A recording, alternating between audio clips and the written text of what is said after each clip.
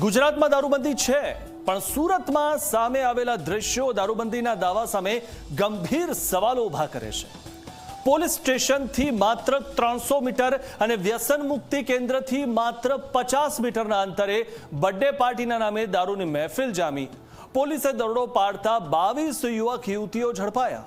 માત્ર દારૂ જ નહીં, દારૂ પીવા માટે ખાસ ગેમ્સ પણ રમાતી હતી। જોઈએ આ ખાસ અહેવાલ।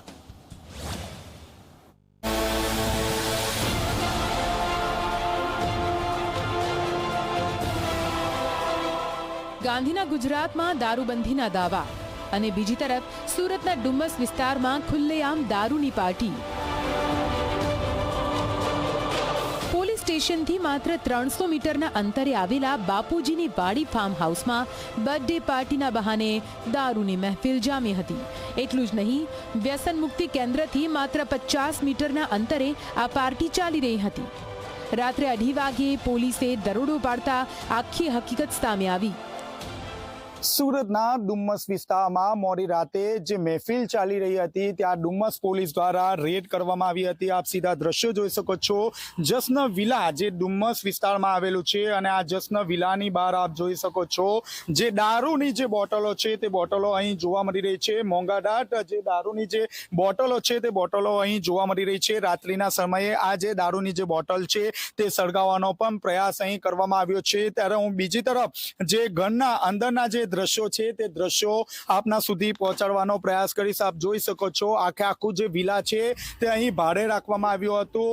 એક જે યુવતી છે તે યુવતીનો બર્થડે પાર્ટી હતી અને બર્થડે પાર્ટી દરમિયાન 22 જેટલા જે યુવક અને યુવતીઓ જે છે તે ભેગા થયા હતા।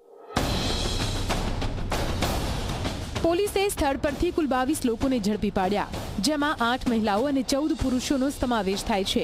તપાસમાં સામે આવ્યું છે કે રિદ્ધિ જરીવાલા નામની યુવતીનો બર્થડે ઉજવવા માટે અલથાણ, વેસુ અને પાલ સહિતના વિસ્તારોમાંથી મિત્રમંડળ અહીં ભેગું થયું હતું।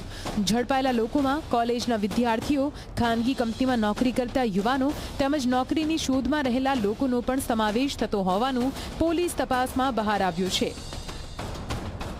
સુલતાનાબાદ ખાતે આવેલા બાપુજીની વાડી જે ફાર્મ હાઉસ છે ત્યાં ગાડી રેડ કરવામાં આવેલ છે અને રેડ દરમિયાન કુલ 22 વ્યક્તિઓ દારૂની મહેફિલ કરતા પકડાઈ આવેલ છે। આ લોકો જે એક લેડીની બર્થડે હતી એ બર્થડેની અંદર એના માટે આ પાર્ટીનું આયોજન કરેલ હતું। પોલીસ દ્વારા મોડી રાત્રે 2:30 વાગે આ જે ફાર્મ હાઉસ છે તે ખાતે રેડ કરીને તમામ જે કાયદેસરની કાર્યવાહી કરવામાં આવેલ છે અને જે પ્રોહિબિશન એક્ટ છે એની સંબંધિત કલમો હેઠળ ગુનો દાખલ કરીને આગળની કાર્યવાહી કરેલ છે।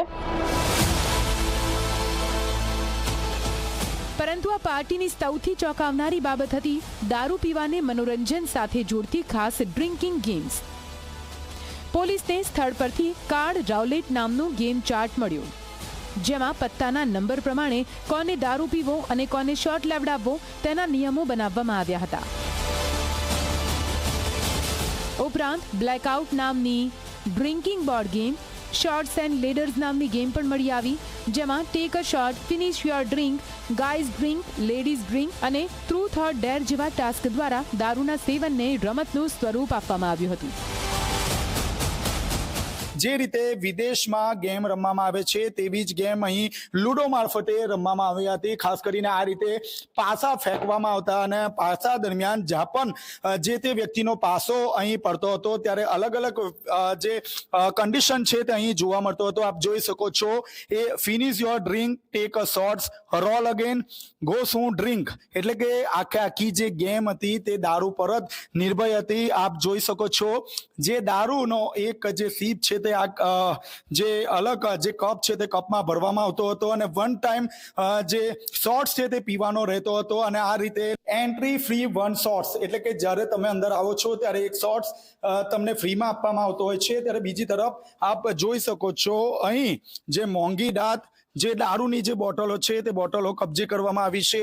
આ સાથોસાથ વોડકાની બોટલો છે, અલગ અલગ જે દારૂની જે બોટલો છે તે કબજે કરવામાં આવી છે। હાલ પોલીસે 22 જેટલા જે યુવક અને યુવતીઓ છે તેમની અટકાયત કરવામાં આવી છે। આ ઉપરાંત 1 કરોડ 4 લાખનો જે મુદ્દા માલ છે તે પણ કબજે કરવામાં આવ્યો છે। દરોડા દરમિયાન પોલીસે વિદેશી દારૂની બોટલો, બિયરના ટીન સહિતનો મુદ્દામાલ જપ્ત કર્યો છે. સાથે 98 લાખ રૂપિયાની કિંમતની 9 લક્ઝુરિયસ કાર અને 6,67,000 રૂપિયાના 24 મોબાઈલ ફોન પણ કબજે કર્યા. કુલ મળીને પોલીસે 1,04,67,000 રૂપિયાનો મુદ્દામાલ જપ્ત કર્યો છે. ડુમસ પોલીસે તમામ 22 આરોપીઓ સામે પ્રોહિબિશન એક્ટ હેઠળ ગુનો નોંધી કાયદેસરની કાર્યવાહી હાથ ધરી છે. હવે તપાસનો કેન્દ્રબિંદુ છે પાર્ટીનું આયોજન કોણે કર્યું, ફાર્મ હાઉસ કોણે બુક કરાવ્યું અને સૌથી મોટો સવાલ દારૂનો જથ્થો આવ્યો ક્યાંથી. આ લોકો બધા અલગ અલગ સેક્ટરમાં કામ કરે છે. કોઈ ભણે છે, મીન્સ કોઈ કોલેજ કરી રહ્યું છે, કોઈ પ્રાઇવેટ સેક્ટરમાં જોબ કરી રહ્યું છે, કોઈ નોકરી મેળવવાનો પ્રયત્ન કરી રહ્યું છે.